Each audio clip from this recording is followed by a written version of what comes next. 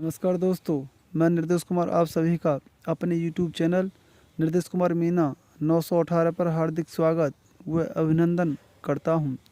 तो चलिए दोस्तों, आपके लिए एज का अगला क्वेश्चन बता रहा हूं।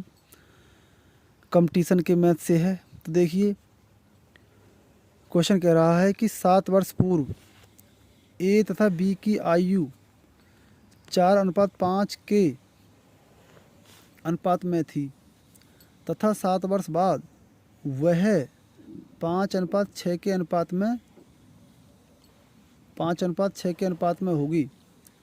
तो बी की वर्तमान आयु ज्ञात कीजिए। ठीक है गाइज। तो देखिए, ये कह रहा है कि 7 वर्ष पूर्व यानी 7 वर्ष पहले ए तथा बी की आयु 4:5 के अनुपात में थी। तो पहले लिखो ए और बी। ठीक है गाइज, ए बी लिख लिया। अब 7 वर्ष पूर्व यानी 7 वर्ष पहले ए बी की आयु का अनुपात 4:5 था। 4:5 के अनुपात में थी। ठीक है गाइज। तो देखिए, पहले लिखेंगे हम प्रेजेंट यानी वर्तमान। तो 7 वर्ष पहले ए तथा ए और बी तो लिख लिया। 7 वर्ष पहले यानी कि वर्तमान से 7 वर्ष पूर्व। ठीक है गाइज, वर्तमान से 7, ये वर्तमान है, प्रेजेंट वर्तमान से यानी कि 7 वर्ष पूर्व का मतलब क्या है, 7 वर्ष पहले का मतलब क्या है, वर्तमान से 7 वर्ष पहले यानी कि आज से 7 वर्ष पहले ए तथा बी की आयु का अनुपात था 4:5। कितना?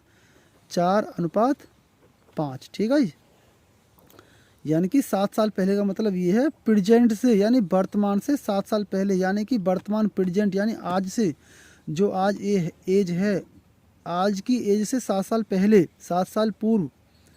ठीक है गाइज। तो 7 साल पहले ए तथा बी की आयु का अनुपात कितना था? 4:5। 4:5 था। ठीक है गाइज। अब ये कह रहा है कि 7 वर्ष बाद यानी कि 7 वर्ष बाद वह 5:6 के अनुपात में होगी। यानी कि आज से 7 वर्ष बाद, आज से 7 वर्ष बाद वह 5:6 के अनुपात में होगी। ठीक है। तो देखो, 7 वर्ष बाद वह अनुपात कितना हो गया? 5:6। क्या? 5:6। 7 वर्ष बाद वह अनुपात कितना हो गया? 5:6। तो देखो, बी की वर्तमान आयु ज्ञात करवा रहा है ये। ठीक है। तो देखो, पहले इन दोनों का अंतर देखो। अंतर देखो कितना, 4 में 5 में क्या अंतर है? 1 का। और 5 में और 6 में 1 का। ठीक, अंतर समान है। इसके कोई से एक, अब अंतर समान है तो इस एक को ले लो, कोई संख्या को। तो अंतर समान है तो इस एक के सामने पे या इस एक के सामने पे या इस एक के सामने पे। ठीक है। तो बाहर ही ले लो, अंदर गड़बड़ झाला हो जाएगी। तो एक के सामने पे ये अंतर कितने का है? 7 का। तो ये और 7, ये 14 वर्ष का अंतर है। यहाँ से लेकर यहाँ तक कितने का अंतर है? 14 का। तो इसके सामने पे रख दो इसको, 14 को। अब 1 से 14 कितने गुना है? 1 का भाग लगा दो। गुना करने कितना गुना है? 1 का भाग लगा दीजिए। तो 1 से 14 गुना है। ठीक है। कितनी गुना है? 14 गुना। तो गाइस 14 गुना है ये। ठीक है। तो देखिए, ये पॉइंट का को लग गया भाई।